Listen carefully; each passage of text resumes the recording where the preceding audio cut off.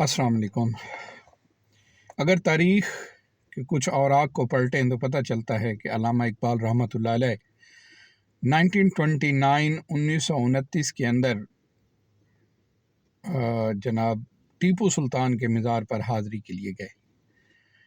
जब आप वहाँ पर पहुँचे तो बाकी लोग भी कुछ आपके साथ थे, जो वहाँ की रियासत के जो नवाब थे उन्होंने कुछ लोगों को आपके साथ भेजा, लेकिन आपने उन सब को कहा कि आप लोग बाहर चले जाएं, मैं थोड़ी देर अकेले में यहाँ बैठकर मुराकबा करना चाहता हूँ। और तकरीबन 1 घंटे से ज़्यादा वक्त उन्होंने वहाँ पर गुजारा।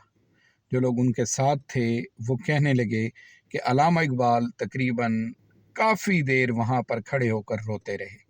आपने वहाँ पर कुरान पाक की तिलावत भी की और स्पेशली वो आयात जिसका मफ़हूम ये है कि शहीद जो हैं उनको मुर्दा नहीं कहा जाता, उनको नहीं कहना चाहिए, वो ज़िंदा होते हैं, तो वो उसकी भी तिलावत करते रहे। अगर उनके मकबरा की तरफ देखें तो टीपू सुल्तान के मकबरा में 3 लोग जो है वो 3 कब्रें नज़र आती हैं।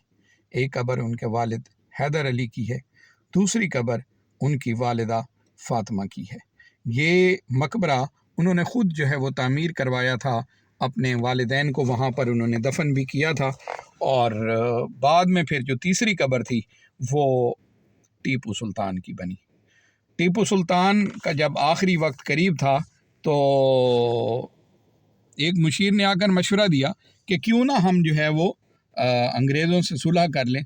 तो वहाँ पर उन्होंने एक तारीख़ी जुमला बोला कि शेर की एक दिन की ज़िंदगी गीदड़ की 100 साला ज़िंदगी से बेहतर है।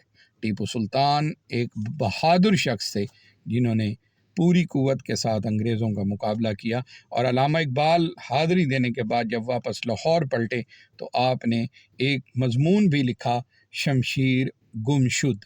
तो ये मज़मून जो है वो टीपू सुल्तान की उनको एक खराज तहसीन पेश करने के लिए उन्होंने ये लिखा था।